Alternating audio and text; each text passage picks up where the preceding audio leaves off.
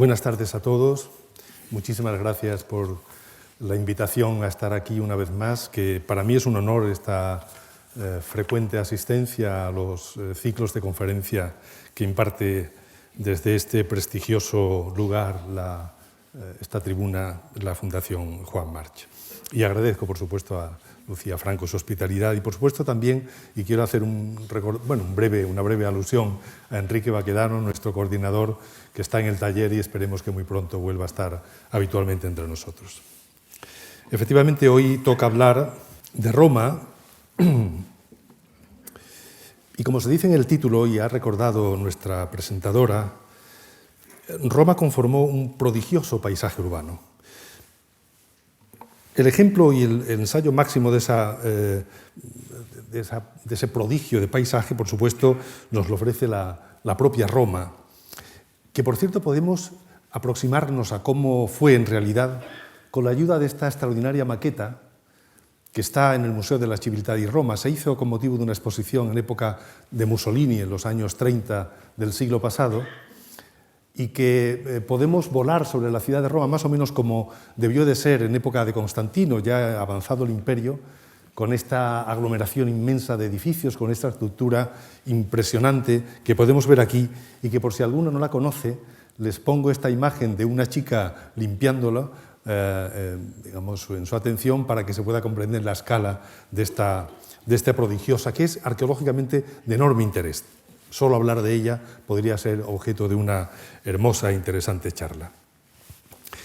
Solo viéndolo esto es evidente y se hace evidente que no podemos abarcar todo lo que significa el paisaje político de Roma, lo que significa ese enorme entramado. Realmente me obliga esa realidad tan compleja a subrayar solo algunos aspectos, a describir o a tratar de describir sus aspectos esenciales y sobre todo a poner énfasis no en la descripción, que no puedo hacerlo, porque sería imposible, sino en determinar para ustedes, con ustedes, cuáles fueron los factores, los impulsos que dieron lugar a ese maravilloso, ese complejísimo paisaje cultural. Evidentemente se convertía en una contundente expresión de la grandiosidad de Roma, como incluso solamente decir el nombre de Roma, como han puesto de manifiesto muy bien, por ejemplo, el cine, ¿no?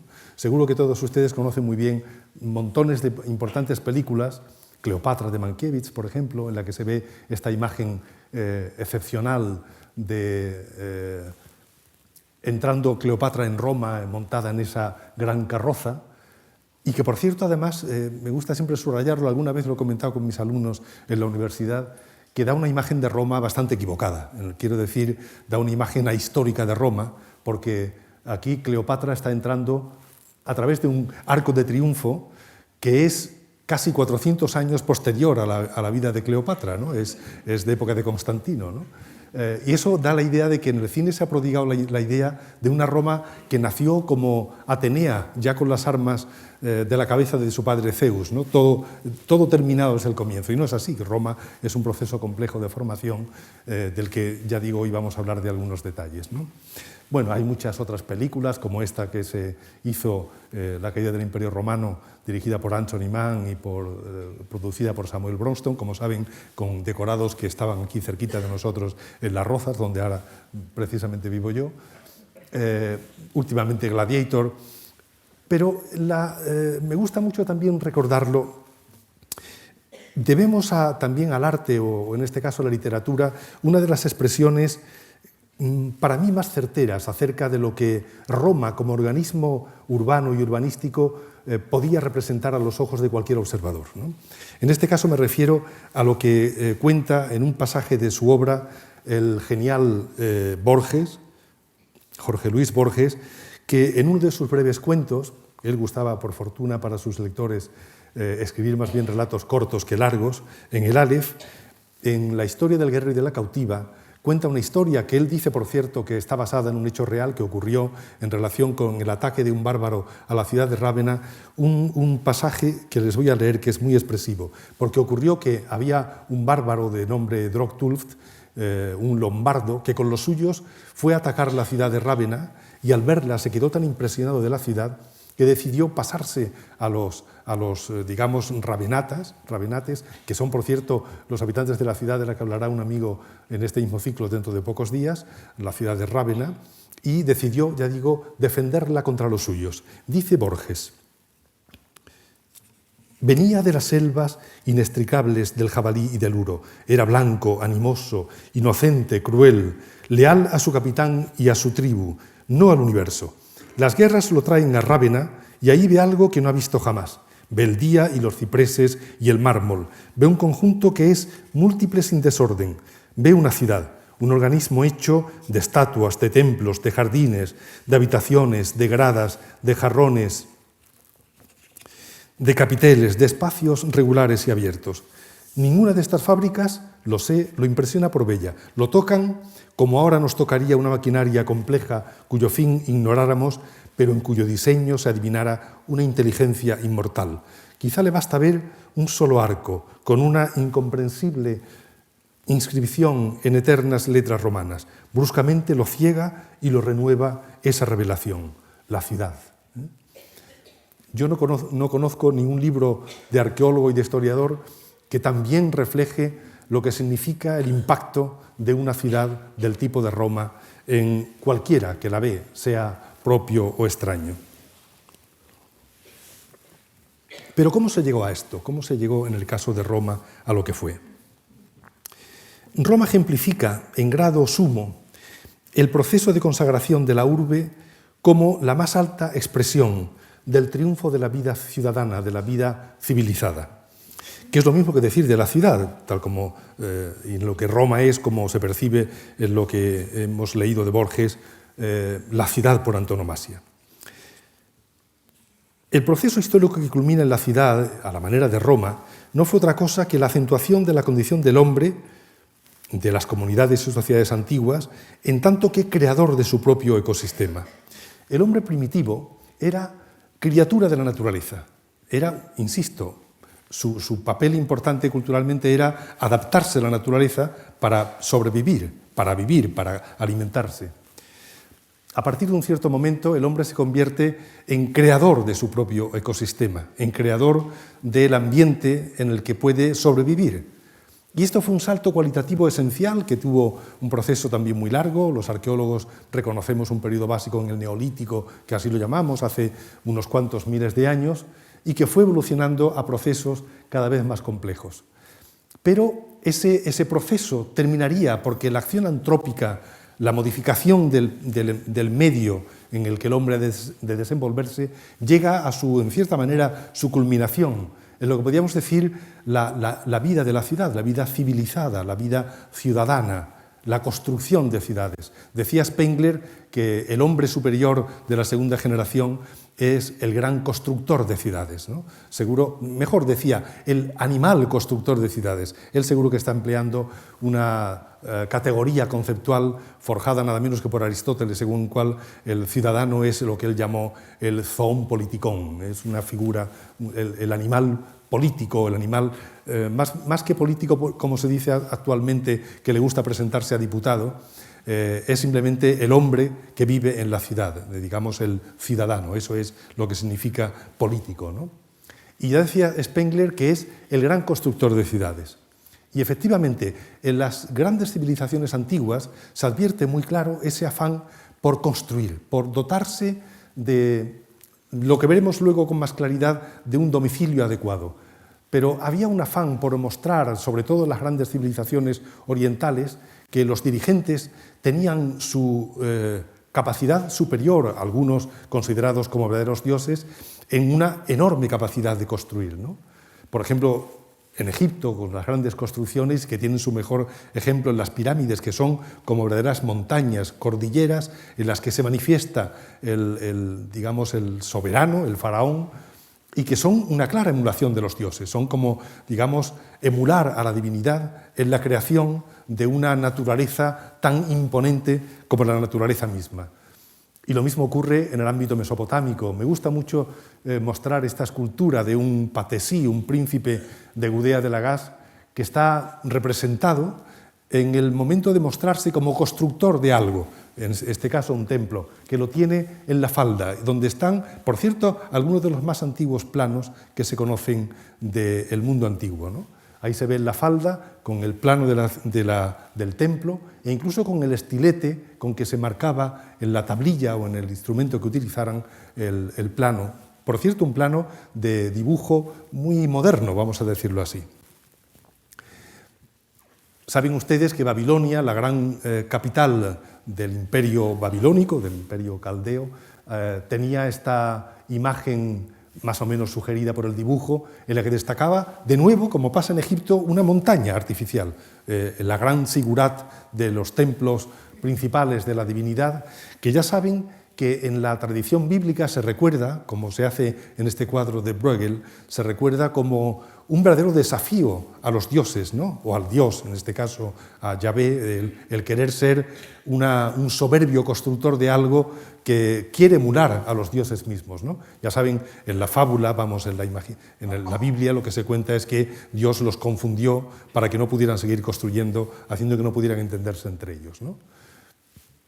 En el mundo mediterráneo, estamos hablando de ciudades del ámbito mediterráneo, donde se consolidó un poco la maduración de los procesos culturales que tuvieron esa base tan importante en el mundo egipcio, en el mundo mesopotámico. En el mundo mediterráneo cuajó una forma de ciudad más, digamos, importante en cuanto a la comunicación de la gente entre sí y de la participación de la gente en la vida pública, que es lo que dio lugar a las grandes formas de ciudad en la antigüedad clásica, la polis griega o la civitas romana como ejemplos más importantes. En esos lugares donde cuaja un tipo de forma de vida en un ambiente que está representado, por ejemplo, en un tipo de ciudad como esta, como una ciudad de tipo griego, esto puede ser un esquema en pequeñito de una ciudad del tipo de Atenas, clásica, son ciudades, digamos, de ágora, de lo que la gente no es como en los imperios orientales, que están todos sometidos sin ningún poder ni ninguna capacidad de acción al poder enorme del soberano Dios. Aquí son gente que participa en la vida pública, en el comercio, en la economía, y se refleja en estas ciudades de ágora, que son el anticipo de nuestro mundo actual, donde también tenemos esa vida en ciudades en la que la plaza, el ágora, es un poco lugar de reunión, de encuentro y también, a menudo, de participación en la vida política.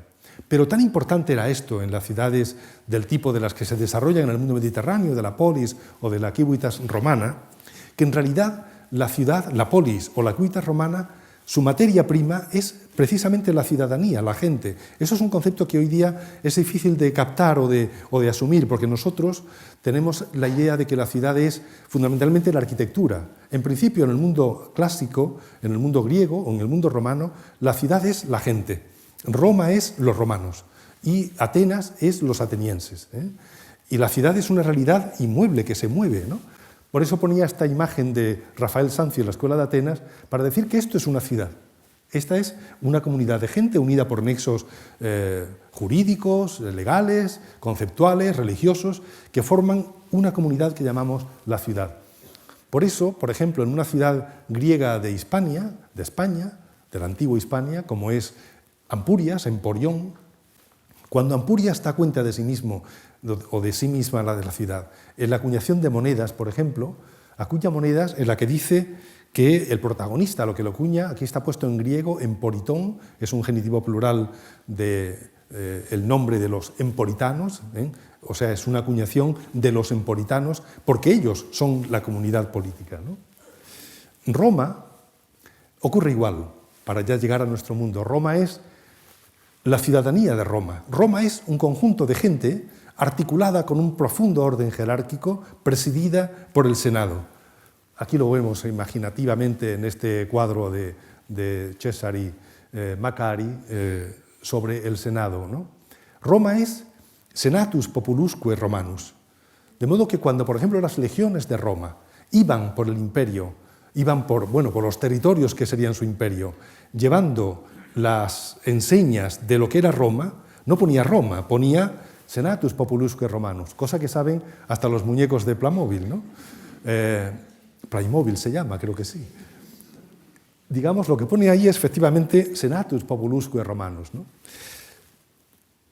Esto es Roma. Roma es esa ciudadanía. Por ejemplo, estas ciudades antiguas tienen por virtud y por necesidad la de colonizar, expandirse. Y colonizar es justamente que la ciudad se mueve.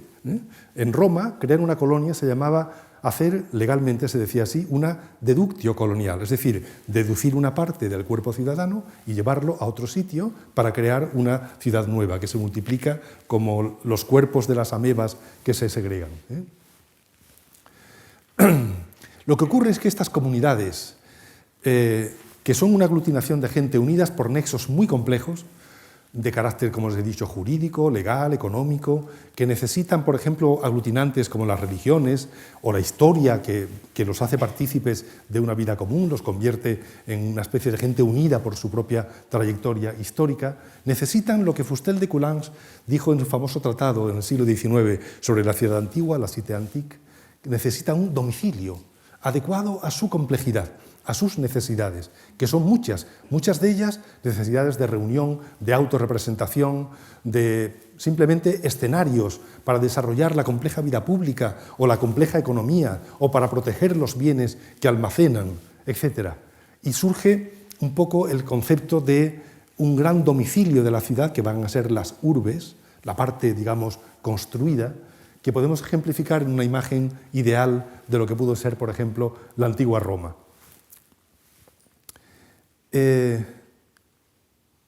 Me gusta indicar, para explicarlo también a mis alumnos, que imagínense ustedes que la gente de una ciudad, de Roma o de cualquiera, se proyecta en un territorio, que vamos a suponer que es este gran círculo, que tendrá un centro, que va a ser el núcleo urbano. Ahí imaginen ustedes que esto es el centro de la ciudad, con una muralla, que señalo aquí, o el pomerium de la ciudad, que está rodeado de una zona remodelada por el hombre, que es generalmente lo que llamamos el campo, ¿no? Y en el exterior un territorio ya más natural, la selva, ¿no? Eso era el esquema de una ciudad romana, que tenía un núcleo antrópico, completamente antrópico, es decir, totalmente humano o construido, que es la urbe, un sector muy antropizado, que es el ager, y un sector silvestre, digamos, más natural, que es la parte exterior, ¿no? Esto es modélico para cualquier ciudad del mundo antiguo. Todas, más o menos, se distribuyen según esta estructura. Pues Roma va a ser la muestra de que ese centro úrbico, la urbe, va a tener una enorme importancia. Va a ser la clave de su autorrepresentación, donde Roma se va a querer proyectar por razones muy diversas que ahora voy a tratar de desgranar muy rápidamente. No en vano en Roma se forjó una leyenda basada en la realidad y, por supuesto, en buena parte inventada, acerca de sus orígenes, que ustedes conocen muy bien. No voy a relatarlo todo entero porque nos daría también a mucho entretenimiento, pero saben ustedes que Roma, según la tradición, nace porque un príncipe, un héroe troyano en la guerra de Troya, Eneas, cuando fue Troya incendiada, huyó con su padre Anquises, que era ya mayor, lo llevaba sobre los hombros, y su hijo Ascanio, huyó de Troya, se dirigió hacia el centro del Mediterráneo y, pasando por Cartago, allí tuvo relaciones con Dido, etc., la reina de Cartago, llegó por fin a la costa de Italia. Se unió Eneas con los suyos a los aborígenes del lugar, al rey latino, se casó con su hija, con Lavinia, fundó una ciudad y dio origen al comienzo de la vida de los romanos, que fuera la unión de los troyanos, según la tradición, y algo de verdad hay en ello, de gente venida de Oriente, y los propios gentes del Lacio, gente del lugar. Ya saben, bueno, ahí se origina una monarquía en la que uno de los reyes, bueno, no quiero olvidarme, el niño Ascanio, Iulo Ascanio se llamaba, Iulo va a ser el nombre de Julio luego. Este Ascanio fundó una ciudad, Alba Longa, que será la ciudad principal del mundo lacial, y ya saben que de uno de los reyes, que fue eliminado por su hermano, Númitor, el hermano se llama Amulio, digamos, destrozó a toda la familia de los varones para que no pudieran tener enemigos que pudieran disputarle la realeza, el trono, y la hija única que les quedaba, Rea Silvia, le dijo que tenía que ser una virgen vestal y por tanto no podía tener hijos. Pero Marte se enamoró de ella y con ella concibió 2 niños, Rómulo y Remo, hijos de Marte y de Rea Silvia, que el rey Amulio decidió que los matara enseguida. Pero ya saben también la leyenda que lo que hace el pastor, el personaje que iba a matarlos, decidió que no iba a matarlos, los metió en una cesta en el río Tíber y llegaron hasta las orillas del Tíber y allí crecieron porque los amamantó una loba. Es decir, un hecho prodigioso, y al final ya saben que Rómulo y Remo fundarán la ciudad de Roma. Es una historia muy conocida, que en Roma, por supuesto, tenía mucha presencia a través de las monedas. Aquí le he puesto la imagen de la versión que da de ello el Rubens, ¿no? Rómulo va a fundar Roma y lo hace siguiendo este acto extraordinario de su prodigio, de lo que había sido, y quiero destacar una cosa importante. Él, siguiendo los augurios, va a marcar lo que es el límite de la urbe de Roma, es decir, el centro de Roma, a través de una ceremonia, un rito de unos bueyes que tiran de un arado y marca lo que se llama el sulcus primigenius, es decir, el recinto que va a marcar ese lugar, que va a estar además ordenado en su estructura interna por el seguimiento de un orden, digamos, astral, es decir, el norte o la línea de lo que se llama luego en la terminología romana el cardo, que es una línea vertical, va a seguir el eje norte-sur, y el eje de los decumanos, el decumano principal, el eje este-oeste. Es decir, traslada por un acto mágico, piensen que esto es muy importante en la concepción romana, por un acto mágico el orden eterno de los dioses, el orden celestial, que es un orden de lo que perdura siempre, el orden inmutable, el orden de los dioses, por tanto, lo traslada mágicamente al suelo en esta ceremonia y hace que el círculo en el que ellos van a vivir sea un templum. El templum celeste lo traslada al templum terrestre. La palabra templum, que da lugar a lo que llamamos hoy templo, un edificio de tal o cual forma, templum significa en latín espacio sagrado y cercado. En esos templa, y lo digo así en plural porque son palabras en neutro, en esos templa se colocarán los elementos de culto de los dioses, y el más importante va a ser el edificio, la aedes. Ese edificio lo llamarán luego la gente templo por asociarlo al templo en su conjunto. Pero sepan que la palabra templum no significa edificio, significa área sagrada y cercada. Pues bien, este acto mágico, ellos querían recordarlo siempre, porque era un lugar sagrado e inviolable donde ellos podrían vivir bajo la seguridad otorgada por el control de los dioses. Ya saben que para que esto no se lo olvidara a la gente, Remo, que quedó postergado en la prioridad de ser el primer rey y fundador de la ciudad, Remo se saltó el sulcus primigenius, no obedeció la norma que el propio Rómulo establecía y decía, y le costó la vida. Rómulo lo mató. Entraron en lucha y lo mató. Eso quería recordar para siempre que las murallas de la ciudad, el límite del templum de la ciudad era inviolable, era algo que apelaba a lo sagrado y por tanto el baluarte básico de la seguridad de los que vivirían en la ciudad de Roma. Esto es básico entenderlo para entender lo que luego se va a hacer en la ciudad de Roma. Verán ustedes en monedas que ese núcleo cercado es lo que en cierta manera se va a tener en Roma como lo más representativo de la ciudad misma. Por ejemplo, en las monedas que acuña Mérida para celebrar su fundación por Augusto, colocan como motivo de la moneda el frente de la ciudad, de una de sus puertas, y la cerca muraria. Esto es el templum urbico, como me gusta a mí llamar, del conjunto de la ciudad de Mérida, que es una pequeña Roma, una Roma trasladada, una colonia de Roma. Lo vemos en otra moneda. Bien, con estos orígenes veamos dónde surge Roma, que también importa desde el punto de vista histórico-cultural.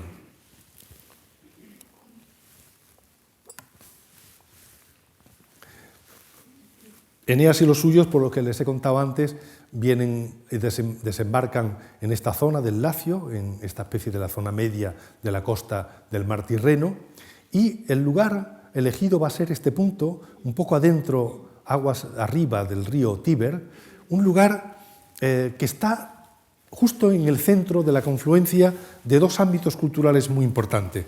El mundo etrusco al norte, todo el mundo ha oído hablar alguna vez de los etruscos, ¿no?, como los protagonistas de la cultura de más personalidad en el mundo protohistórico itálico. Y al sur, los latinos, ¿no? Roma surge como una ciudad latina, lacial, siempre lo fue, pero va a estar muy influida por la por la vecindad del mundo etrusco, hasta el punto de que la primera monarquía que vivió, que regentó los destinos de Roma, los últimos reyes de esa monarquía, que inauguró Rómulo, son reyes a los que se consideran etruscos, ¿no? Tarquinio el Antiguo, o Prisco, Servio Tulio, Tarquinio el Soberbio, que duraron, digamos, hasta el siglo VI a.C. No he dicho que el acto de la fundación de Roma se remite a un tiempo no precisable, pero que según los cómputos en Roma sería más o menos el año 753 a.C. Me refiero en cuanto a orígenes según la era cristiana. Roma va a surgir en un lugar muy apropiado, que es un punto, como he dicho, junto al Tíber, que era una zona vadeable, donde para vadearlo va a ayudar incluso vados por varios sitios, pero sobre todo la existencia de una isla, la isla Tiberina, la isla del Tíber, y con una serie de colinas que permitían un establecimiento con una cierta seguridad para controlar el lugar de paso del río y, por tanto, las vías de comunicación en las ciudades, y Roma también lo va a ser desde el principio, surgen en la antigüedad fundamentalmente apegadas a lugares de comunicación. Por eso muchas de las grandes ciudades antiguas son ciudades o portuarias o, como a mí me gusta llamarla, pontuarias, es decir, que se colocan en un sitio donde se pueden y se establecerán muchos puentes. Roma es una gran ciudad pontuaria, como lo es Córdoba o como lo es Emérita Augusta o como lo son tantas, ¿no? En este lugar, en estas colinas, el Germal, sobre todo el Palatino, es donde se supone que estaba esa primera ciudad que funda Rómulo, lo que llaman los antiguos en la tradición una Roma pequeña, de muy pequeña extensión, llamada Roma Quadrata. Hoy día se puede reconstruir más o menos el paisaje de la ciudad originaria en esto que vemos aquí, una especie de aldea en lo alto de la colina del Palatino, con los bordes muy abruptos, es el río Tíber que pasa a su lado, una ciudad que veremos que la gran transformación urbana y urbanística va a dar lugar a que esto se convierta en lo que estamos viendo ahora, que es una foto en detalle tomada del plástico di Roma, esa maqueta que antes les he mostrado. Ahí estará justamente el Palacio de los Reyes de Roma, que luego hablaremos un poco de él, ¿no? Pero a partir de esa primera ocupación, Roma muy pronto va a ir desarrollando un proceso de crecimiento en el que juega mucho y muy importante esa presencia de lo etrusco que antes les he dicho. En los siglos, y eso arqueológicamente está muy bien seguido, Roma es una de las ciudades, se lo pueden ustedes imaginar, más y mejor estudiadas del mundo antiguo. Hay una investigación sobre Roma y su evolución impresionante, y efectivamente Roma va surgiendo. Este es el Palatino, el Capitolio, y luego todas las otras colinas que van formando, poblándose y, digamos, siendo ocupadas por una población cada vez, como digo, más grande. En época de los últimos reyes ya que decimos etruscos, de Servio Tulio, ya la ciudad había abarcado las famosas 7 colinas, se dotó de muralla, de la que veremos ahora algún fragmento, y tenía ya una superficie enorme, casi 500 hectáreas, 400 y pico hectáreas. Piensen que una ciudad hispana antigua tenía por término medio de superficie de la urbe 10 hectáreas, 12 hectáreas. La primera más grande que hubo en España, que fue Carhadast, o sea, Cartago Nova, luego con el nombre romano, tenía 40 y tantas hectáreas. Aquí Roma, desde tiempo bastante antiguo, ya se convierte en una aglomeración gigantesca, de unas, como digo, 500 y pico hectáreas. Todo esto ustedes lo conocen bastante bien, y por tanto yo voy a dar de ello una semblanza muy rápida, porque me interesará destacar, como he dicho antes, aspectos principales de la pulsión por la que se originó ese paisaje urbano y urbanístico tan complejo. De la muralla serviana, esta que recorre la ciudad, quedan restos, bastantes restos. Se conocen así, como la mura serviana, dicen todos los italianos, cerca, por ejemplo, de la estación del tren, en fin, hay muchos lugares donde se conserva muy bien, aunque es una muralla un poco más tardía de la que se le atribuye de Servio Turio, podrá ser del siglo IV a.C., pero ya da idea del deseo de dotarse de una cerca que tenía una función, por supuesto, defensiva, pero también de contundente señalación o señalamiento de ese cerco, de ese templum sagrado de la ciudad. Más tarde, la ciudad se ampliará en época imperial, lo que era el suburbio muy poblado, muy activo, va poblándose y total, que en época ya del siglo III, Aureliano decide construir una muralla nueva, mucho más grande, ya una superficie cerca de las 1000 hectáreas, 900 y pico hectáreas, que es todo este conjunto enorme que, por ejemplo, veíamos antes en esa amalgama gigantesca de edificios que veíamos en la maqueta. De esa muralla más reciente, del siglo III, del siglo IV después de Cristo, quedan muchísimos fragmentos, casi toda ella se conserva y uno se puede dar un largo paseo de cientos de decenas de kilómetros viendo las diferentes torres, puertas, etc. Arqueológicamente ha interesado mucho ver cómo va formándose la ciudad de Roma, que es una cuestión muy interesante. En la fase más antigua, en la fase, digamos, romulea, poco menos, o de primera formación, la ciudad era muy modesta, era como una aldea. Incluso los grandes arqueólogos, a los que todos seguimos, no voy a nombrar ahora nombres de arqueólogos, no es necesario, pero sí subrayan que ya cuando tenía todavía incluso apariencia de aldea, se notaba una cohesión cultural, una actividad económica por contactos comerciales con unos y con otros, una estructuración jerárquica del pequeño ambiente aldeano de la ciudad que revela que Roma jurídicamente ya ha nacido. No tenía todavía una gran potencia arquitectónica, pero Roma ciudad empieza a dar cuenta de sí misma en épocas muy antiguas, en el siglo, efectivamente, fines del siglo VIII, siglo VII, cuando, insisto, buena parte de la ciudad eran un conjunto de cabañas que revelan, y conocemos bien gracias a una costumbre que es uno de los hitos también de su personalidad antigua. Se conocen a menudo porque gustaban los antiguos laciales o romanos de enterrarse en urnas oicomorfas, urnas en forma de casita, donde, digamos, llevaban a la tumba justamente la forma de la casa en que vivían, cosa que luego permanecerá aun cuando la casa cambie y pase de ser una cabaña a una casa de mayor porte, ¿no?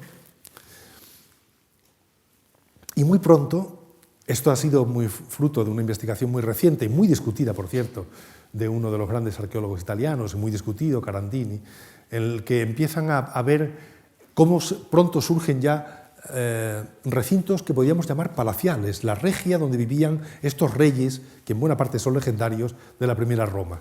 Y efectivamente se conocen datos para hablar de estructuras de casas que tenían esta imagen, ¿no? Casas hechas de madera y de barro, decoradas al poco tiempo con estos típicos adornos de terracotas muy coloristas, de ambiente claramente etrusco, estas las conocemos muy bien en el mundo etrusco, con escenas de banquetes, escenas que hablan de los encuentros de gente jerárquicamente muy evolucionada, las típicas antefijas, adornos de los tejados muy coloristas también, muy, de una forma cultural muy expresiva, como digo, propia del mundo etrusco. Pero insisto que no quiero cansarles en esto. Sí que ya en época etrusca, Roma, o en época en la que Roma, como digo, es una ciudad etruscófona, está muy influida por las minorías dominantes procedentes del mundo etrusco, Roma ya da cuenta de su deseo de ser concebida y vista como una ciudad imponente, construyendo un templo gigantesco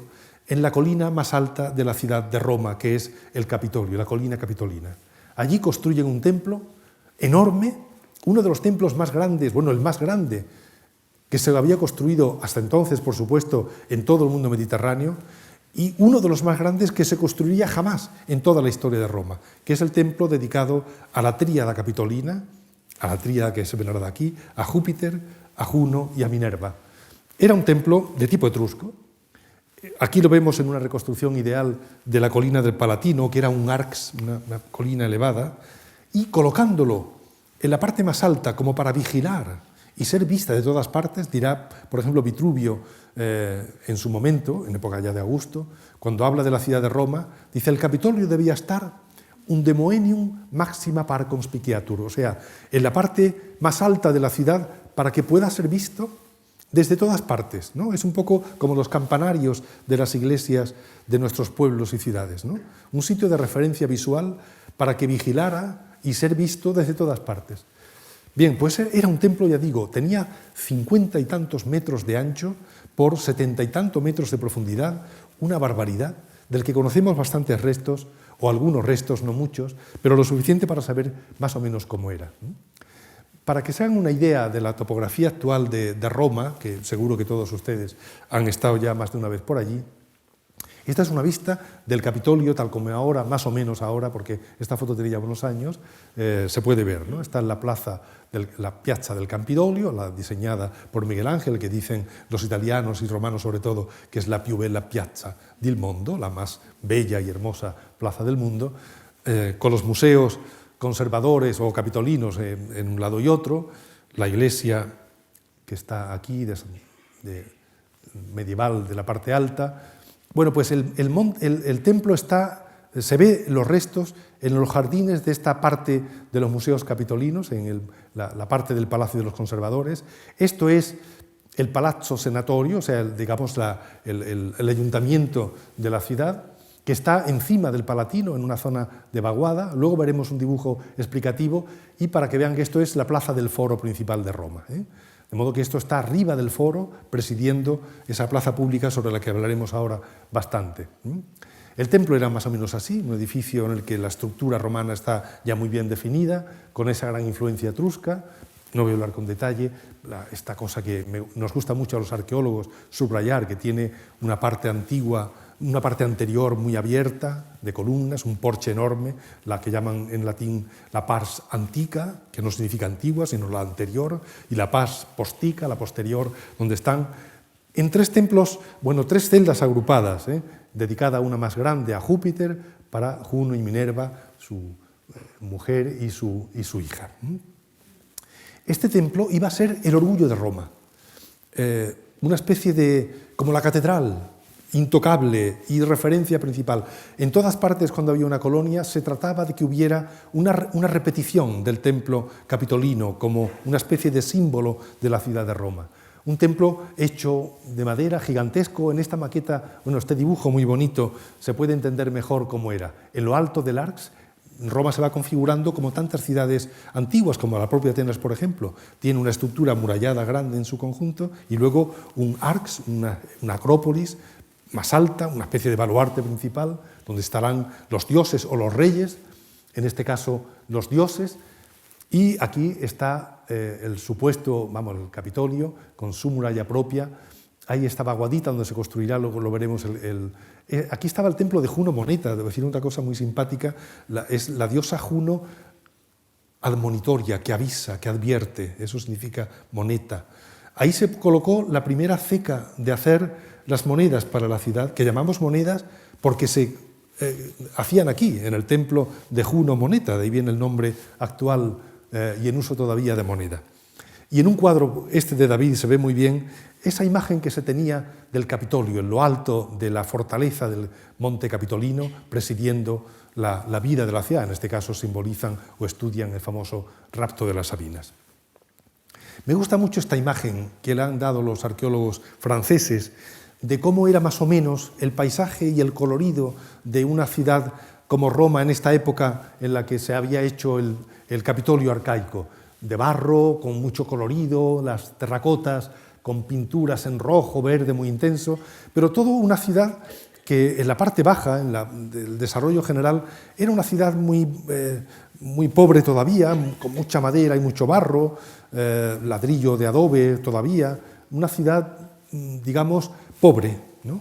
Y esto ocurría cuando Roma, en su desarrollo en los siglos IV, III antes de Cristo, en su expansión imperial, topaba nada menos que con ciudades griegas que había en Italia o en la propia Grecia, que tenían una enorme dignitas arquitectónica. Es decir, ciudades como Atenas o como las que estaban en el sur de Italia a partir de la región de la Campania, con una edilicia, una técnica constructiva, una dignitas como urbe que Roma no podía sino soñar, no eran capaces de tener algo parecido a lo que ellos tenían. Esta es una reconstrucción ideal de Atenas, pero eran ciudades donde, por ejemplo, se había puesto ya en marcha hacía mucho tiempo, desde el siglo V a.C. por lo menos, por ejemplo, edificios de mármol como el Partenón, un uso fantástico de una categoría de la edilicia extraordinaria, con lo que llaman los griegos una gran acribia, un cuidado exquisito, con grandes artistas que convertían las columnas, por ejemplo, en figuras humanas de gran calidad. Este es el Erecteion también de la Acrópolis de Atenas. Esto provocó que Roma sintiera, al dominar al mundo griego, por ejemplo, y a ciudades muy hermosas, un enorme complejo de inferioridad. Roma era la que dominaba el mundo, pero se sentía pequeña ante ciudades a las que dominaba que tenían este aspecto.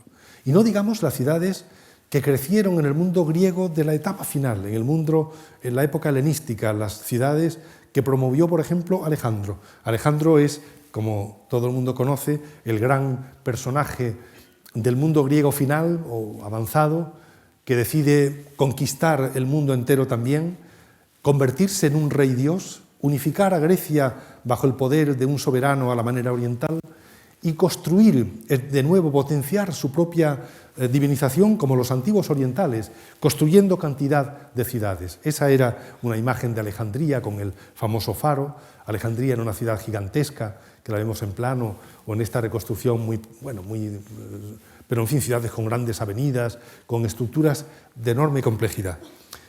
Roma, ante esto, lo que tenía era, esto es una idea de esa escenografía compleja que se llegó a alcanzar en la ciudad de Alejandría, en la ciudad que era el prototipo de la ciudad ampulosa, hermosa, riquísima, donde la escenografía ciudadana es inmensa, ¿no?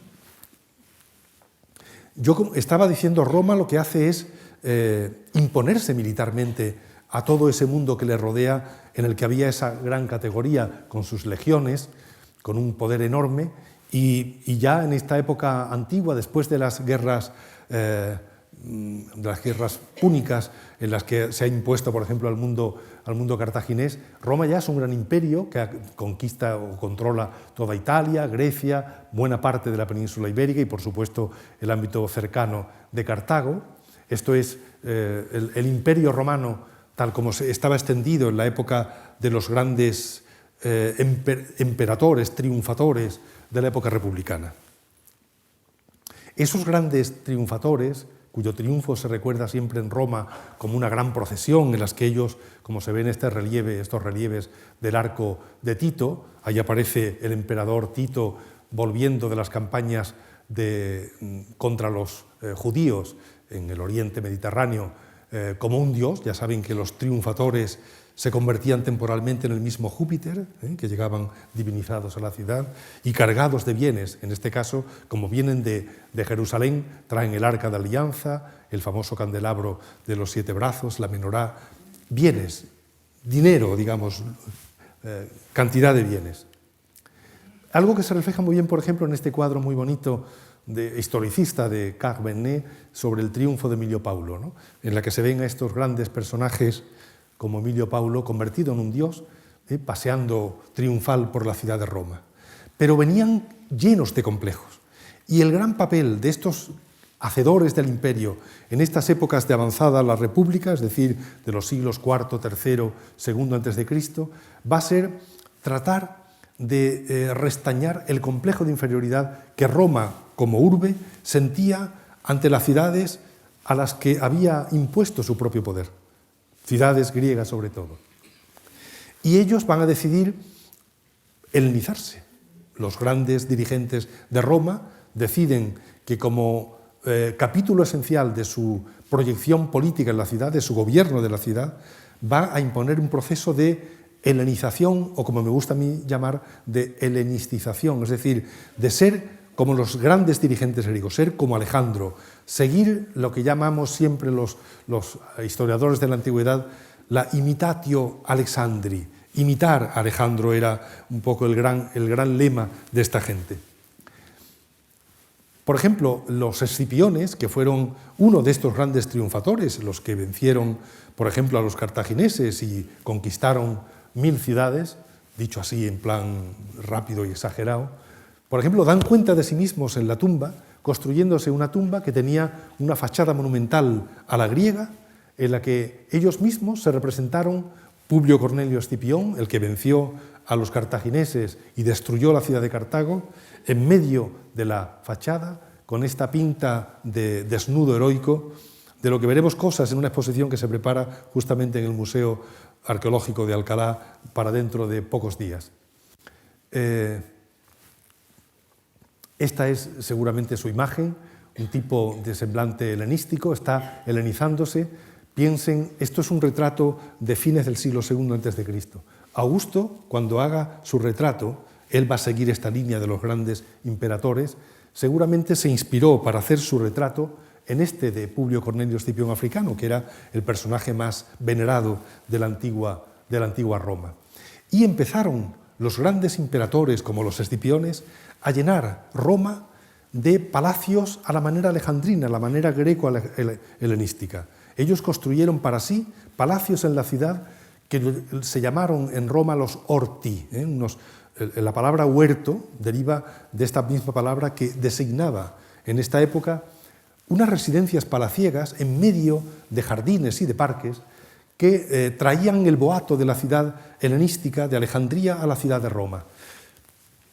Por ejemplo, uno de los escipiones se construyó uno de estos palacios en la zona del Quirinal muy grande, del que quedan solamente referencias literarias, pero la imagen de estos lugares, o sea, el paisaje de la ciudad, se fue llenando de aspectos que han quedado bastante bien reflejados en estos cuadritos o cuadros que ilustran las pinturas de Pompeya a menudo, con estos ambientes idílicos de palacetes y lugares para ceremonias sociales, para incluso la residencia de los dioses o de los reyes que se portan como dioses divinizados, en un ambiente en la que el propio rey quiere aparentar ser una especie de espíritu animador de la propia naturaleza vegetal en la que se enmarcan. Podríamos hablar, algún día lo haremos a lo mejor aquí, de lo que significan los parques y los jardines en las ciudades antiguas, que son la raíz del gusto por parques como los que tenemos en el Retiro y en las ciudades actuales, ¿no? Es su enorme significado. Pero Roma se propuso, como digo, impulsado por estos grandes dirigentes, se propuso sobre todo construir aceleradamente, y se dotó de una cultura arquitectónica y de una tecnología que copiaba todos los adelantos griegos, que eran muchos, y los enriqueció con sus propias aportaciones. Construir era una de las labores principales de los dirigentes, y presumían, por ejemplo, en sus tumbas, como este personaje de época Flavia, de que era un gran constructor incluso de su propia tumba, y retrata, entre comillas, su tumba, pero también las grúas enormes, estas cabrias gigantescas que se construían en Roma y que dan idea de una cosa interesante, y es que nos muestran el tipo de tecnología de la arquitectura que va a durar luego en el mundo nuestro, en el mundo occidental, hasta el descubrimiento de los motores de vapor, o sea, hasta el siglo XIX y XX, en el que todas las catedrales, todos los grandes edificios se han construido en función del nivel de tecnología arquitectónica que Roma consiguió, partiendo, por supuesto, de préstamos griegos y desarrollados por su gran genialidad arquitectónica. Por ejemplo, aquí vemos una de estas grúas gigantescas trabajando, en este caso, para construir un puente, por ejemplo, cómo se colgaban, de qué sistemas. El más usual, las grandes sillares, era esta especie de garfio, de tenazas, que, por ejemplo, les muestro uno que fotografié en el patio o en un claustro de la Catedral de Segovia, que es igual que los que empleaban en Roma y que se empleó para construir, por ejemplo, la Catedral de Segovia, ¿no? Y, por ejemplo, ustedes cuando vean el acueducto de Segovia, fíjense en estos agujeritos, que son los que servían para que no se resbalara la punta de las tenazas que elevaban los sillares a su lugar, ¿no? Pero Roma hace mucho más. Inventa, o más que inventar, desarrolla una técnica de construir roca artificial, esa especie de emulación de lo que la naturaleza ha hecho, ellos inventan una roca artificial, que es el opus caementicium, es decir, unir piedras con una lechada de cal que se solidifica y da lugar a una roca durísima, más dura que ninguna otra cosa. Y uniéndolo al ladrillo va a permitir construir enormes estructuras. Por ejemplo, uno puede ver en Roma todavía la osamenta gigantesca de unas termas como esta, las termas de Caracalla. Así eran unas termas posteriores. Simplemente quiero que se fijen, o fíjense, en estas grandes estructuras abovedadas, que cuando ya se arruinaron, dejaron de estar en uso, se mantuvieron mucho tiempo en pie, y están todavía en pie.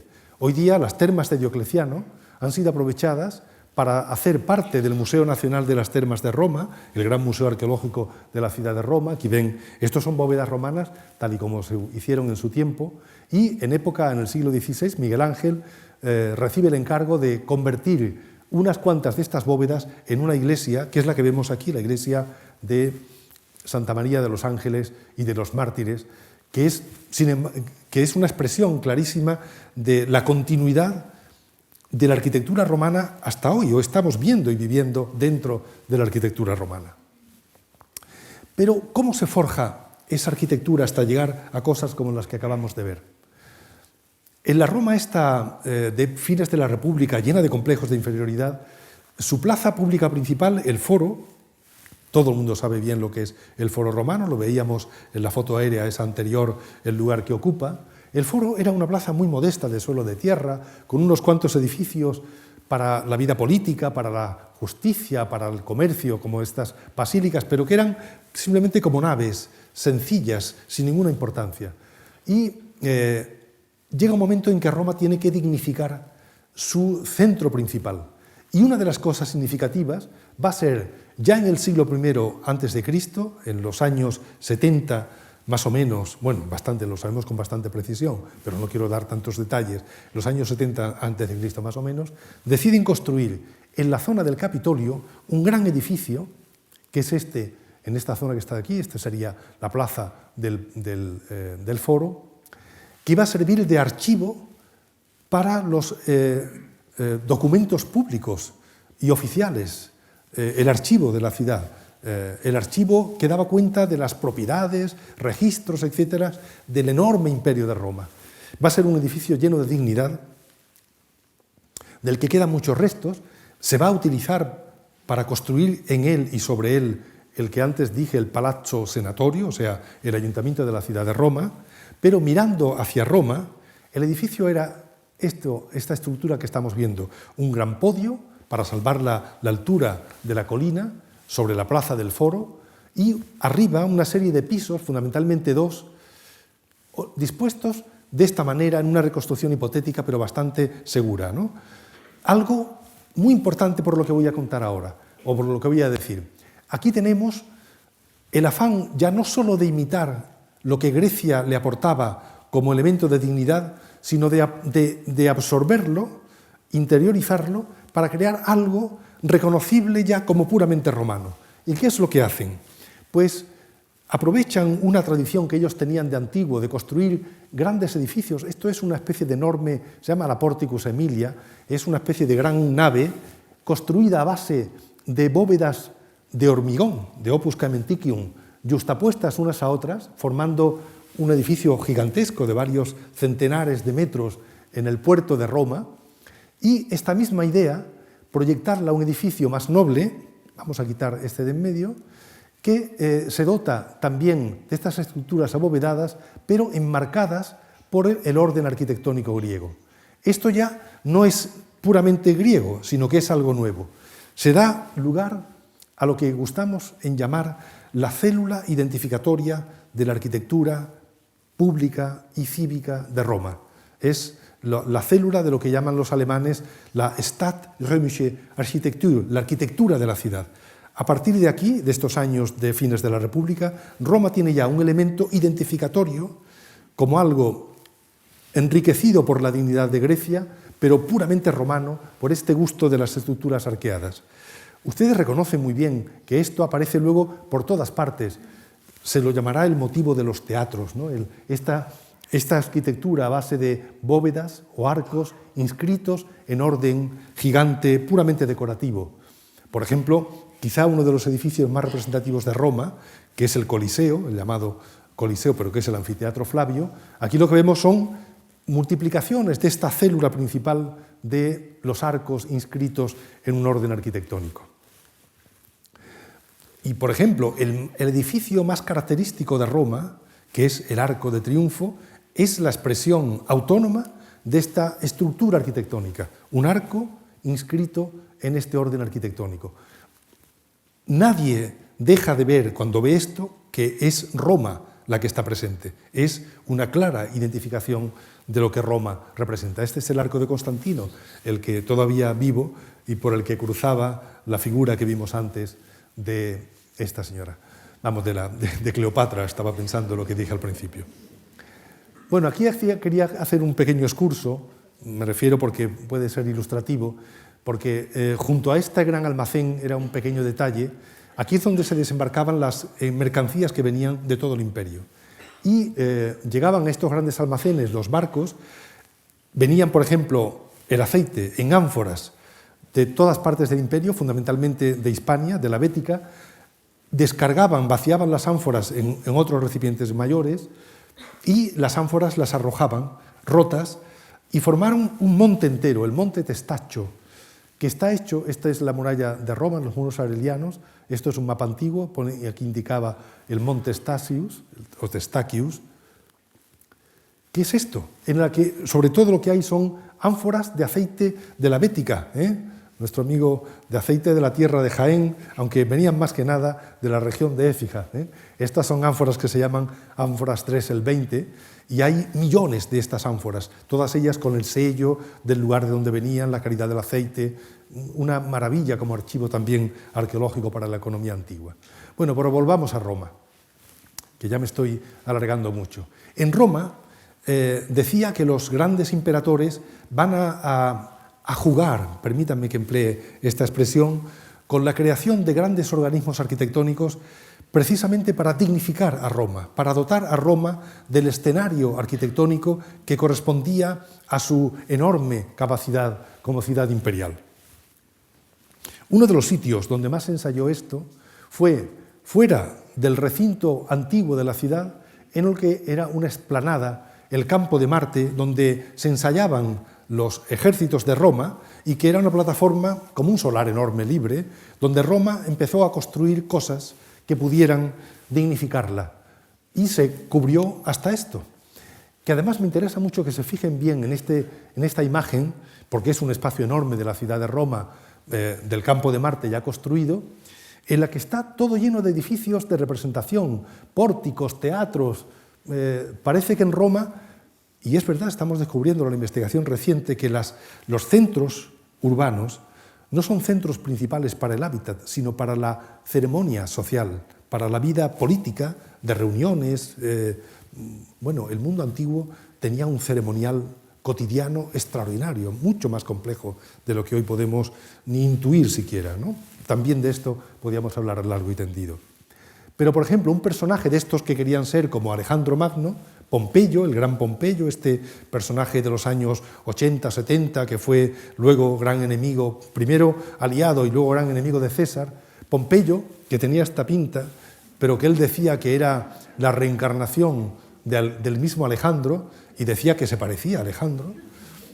Él se peinaba también como hacen los príncipes helenísticos, con el pelo como si fueran radiante y solar, ¿no? Cosa que yo no puedo ya ni imitar siquiera. Y este Pompeyo construye en el primer gran teatro que se hace de piedra y de opus caementicum en Roma, es el Teatrum Pompei, que se inaugura en el año 55 a.C. Era un edificio de autobombo, de autorrepresentación, de reunión colectiva para celebrar cosas de Roma, entre ellas los triunfos de Pompeyo. Era un edificio enorme, cuya planta se conoce bastante bien. Era un pórtico con una cavea enorme, en lo alto de la cual había un templo, y en el otro lado un recinto donde Pompeyo colocó su propia estatua, como con desnudo heroico, que la vamos a ver, pero que para llegar aquí había que atravesar este pórtico que estaba lleno de estatuas, de representaciones de las provincias sometidas, de estatuas robadas al mundo griego.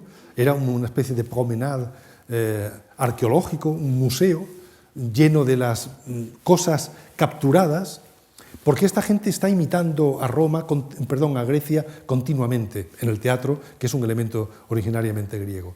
Piensen que todavía en época de Augusto, Horacio escribe algo que es muy descriptivo de este afán por apropiarse del mundo griego y superarlo. Dice Horacio: Graecia capta ferum victor incepit et artis inturit agrestilatio. Es decir, la Grecia cautiva cautivó a su fiero vencedor y llevó las artes al agreste Lacio. Es la idea de que Grecia siempre tuvo el modelo de que Roma había que captar el mundo griego. Esto lo hace también Pompeyo en este teatro gigantesco. En la parte baja, como les decía, aquí él construyó una gran aula presidida por su estatua, digamos, heroizada a la griega, y es allí donde fue muerto César en los famosos idus de marzo. Ahí se reunía el Senado y el día 15 de marzo del año correspondiente a su muerte, César fue asesinado por los suyos, la muerte de César, a los pies de Pompeyo. Esta es la estatua que se conserva bastante bien, está en el Palacio Espada de Roma, un poco restaurada, pero este era Pompeyo y allí murió delante de César. El teatro era una mole gigantesca, construida entera en opus caementicium de una enorme calidad. Era, lo decían incluso los antiguos, la octava colina de Roma. Los imperadores conseguían con el artificio de su construcción, de su arte, podríamos decir, emular a la naturaleza misma y dotar a Roma de una nueva colina, pero totalmente obra humana. Julio César hace lo mismo. Julio César era también un gran admirador de Alejandro y de los príncipes helenísticos. Filalexandros lo llama en griego Estrabón. Él quería ser también un rey dios y le costó el cuello, le costó que lo mataran, ¿no? Y César, del que no hace falta hablar, empezó a hacer una cosa, con la cual voy a ir ya terminando, que es dignificar el centro principal de Roma. El centro que había sido la culmen de la reunión de Roma y de su poder en el foro y que se había quedado pequeño y destartalado. Él, junto al foro republicano, que es este que veíamos antes en desarrollo, él construye, están las basílicas que había en el entorno, él decide empezar a construir unos grandes foros imperiales, unos foros que vuelven a ser como el pórtico del teatro de Pompeyo que acabamos de ver antes, un lugar de escenografía política. Él empieza con este foro que está aquí, esta gran plaza, luego los sucesores, Augusto, los Flavios, Nerva, Trajano, van a seguir construyendo grandes plazas que son pura escenografía. Roma va a dedicar buena parte de su esfuerzo y de su ámbito urbanístico a escenografía política, y los grandes foros, eso es una reconstrucción, van a ser el elemento principal de referencia de la propia Roma, plazas que no sirven más que para reuniones políticas y para enviar mensajes a la ciudadanía. Este es el foro de César, con un enorme edificio dedicado a Venus Genetrix. Podía contarles, pero ya no tengo tiempo, cómo César jugaba temerariamente a recibir al Senado, colocándose él en la parte alta, donde está el plano de los dioses, y dejando a los senadores en la plaza, en el suelo, para que se sintieran pequeños ante él que estaba en el lugar de los dioses. Ya he dicho que eso le costó a la cabeza, la vida a César. Augusto es la culminación de este proyecto.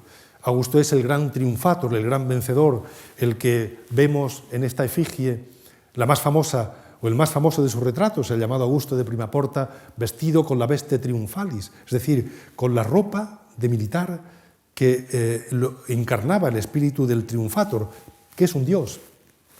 Por eso tiene los pies desnudos, como los dioses. Con él el imperio llega a su tamaño casi máximo de todo el Mediterráneo. Y de Augusto tenemos un documento excepcional, que creo que no me va a dar tiempo a leer algún párrafo de él, porque él hace un testamento político, se llaman las Res Gestae, que colocó escrito en dos grandes tablas de bronce al pie de su sepultura, del gran mausoleo de Augusto. Y ahí él cuenta todo lo que ha hecho, las batallas que ha ganado, los actos de beneficio a la gente, las comidas que ha costeado, y enumera con todo detalle, ya digo que no voy a poder leerlo, con todo detalle los edificios que hace y que construye, que rehace, que restaura, todos los templos, todos los puentes, todo minuciosamente, porque él quiere pasar a la historia como el gran constructor también. Piense que se atribuye a Augusto, según lo cuenta Suetonio, la idea de que Augusto quiso dejar que Roma fuera una Roma de barro para ser una Roma de mármol, ¿no? Él quiere llegar a la culminación.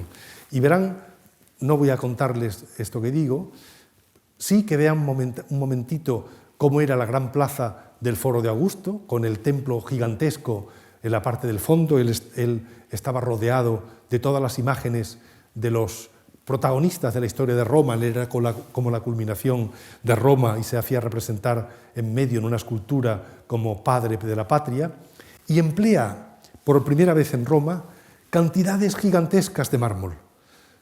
Mármol, en este caso, de Carrara, que empiezan a explotarse las canteras del Uni en este momento, y el Foro de Augusto es un alarde de construcción de gran calidad, hecha en buena medida por artesanos griegos que vienen para decorarlo y como grandes canteros, para, digamos, emular a la Grecia que él quiere superar. Y hay una serie de gestos muy interesantes. Por ejemplo, el gran templo, el gigantismo del templo este de Mars Ultor es extraordinario, pero quiero que se fijen en cómo en estos pórticos, vamos a verlo rápidamente, en estos pórticos él los diseña, bueno, manda diseñarlos, con unas imágenes de cariátides repetidas en gran cantidad que dejan y flanquean escudos, símbolos de victoria. Desde el mundo griego antiguo había la costumbre de, cuando se vencía a un ejército enemigo, las armas y fundamentalmente el escudo eran colocados en los templos políados, en los templos de los dioses protectores de la ciudad, y se llenaban. El Partenón, por ejemplo, se llenó de escudos votivos de los vencidos por Atenas en su momento, ¿no? Esto es una imitación de esa tradición. Pero además, Augusto, siguiendo el modelo de las cariátides del Erecteion de Atenas, coloca estas imágenes repetidas, diciendo que ya no solo copia Roma, a Grecia o a Atenas, sino que la supera. Es una especie de símbolo de la propia superación. Bueno, voy a pasar, porque no quiero dejar de terminar, hay su reflejo en todas partes. Permítanme simplemente que pase estas diapositivas sin más, porque no me da tiempo. Trajano, por ejemplo, que lleva al imperio a su máxima extensión, repite la plaza del Foro de Augusto en otra todavía más grande para que fuera metáfora de la gran ampliación del imperio que él mismo promovió. En definitiva, Roma se va llenando, por ejemplo, de una arquitectura muy parlante, como ocurre en la propia plaza del Foro de Augusto, que colocan esta gran columna que se ha conservado prácticamente intacta, en la que narra las batallas contra los dacios, así más o menos podrían ser. Y fíjense cómo en la enumeración de las batallas, de las guerras, muestran al ejército de Roma en una actividad fundamentalmente constructiva. Roma quiere hacer ver que con su ejército lleva el orden civilizado, que se refleja en campamentos que son el origen de ciudades, como Legio, León, por ejemplo. Legio procede de una legión romana que se establece en un campamento, que es el lugar de la Legio Sexta, pero luego sobre todo de la Legio Séptima Gémina, y ese campamento, en una estructura construida, como están diciendo los legionarios, como una ciudad, da lugar a una ciudad que es León, cuyo nombre León procede, como saben, de Legio, ¿no? O cómo construyen puentes, en fin, esta es otra historia muy divertida. Toda una arquitectura magnífica que Roma ha conseguido, en la que está llena de grandes mármoles que proceden de todas partes. Es prodigioso cómo modernamente estamos investigando los arqueólogos la cantidad ingente de mármol de todas partes que se traían, por ejemplo, a una ciudad como Roma o como Mérida o como la villa que hemos excavado o estudiado aquí cerca de la zona de Toledo, de Carranque. Mármoles que vienen de Eubea o de Turquía, en fin, de todas partes. Eran el símbolo del control de Roma de todo el mundo, el tener mármoles lujosísimos, de colores, de todas partes. Bueno, Roma construye como culmen de su arquitectura un edificio como el Panteón, del que por desgracia no puedo hablarles, simplemente que lo vean, pero quería terminar la charla haciendo ver cómo Roma, este sería el Palacio Flavio, cómo Roma ha dejado un modelo que se va a repetir continuamente en los tiempos, digamos, recientes o actuales. Napoleón, que quiso ser como un emperador, hizo de París una nueva Roma, quiso hacer de París una nueva Roma. Trajo también obeliscos, como había hecho Augusto, que también trajo obeliscos para decorar sus lugares, o construía un templo como este, la iglesia de la Madeleine, que es como un templo romano, o construye la Place Vendôme, magnífica, en el que hace una columna que imita, de hecho, a la columna de Trajano, pero esta vez en bronce, contando las batallas de Napoleón, o pone arcos de triunfo, como este, que imita directamente al arco de Constantino, o se entierra él en una tumba a la manera romana, en un gran sarcófago de Pórfido, y por supuesto Madrid, que se llena de edificios en el que, para trasladar la idea de la dignitas y de la, vamos a llamarla, la calidad de lo sagrado incluso, pues se construyen edificios como el Congreso de los Diputados, como este del banco que fue General Hispano y es la sede de la... como ustedes saben, del Instituto Cervantes. Aquí ven las cariátides, el Banco de España con cariátides también, no digamos arcos de triunfo, por desgracia, o que un monumento reciente, un edificio reciente, requiere los modelos romanos para dotarse de la dignitas que Roma había construido como un lenguaje arquitectónico acorde con su importancia cultural, económica y, en una palabra, imperial y cultural. Y nada más, siento haberme atropellado un poco al final con muchas cosas que quería contarles, pero en otro momento será.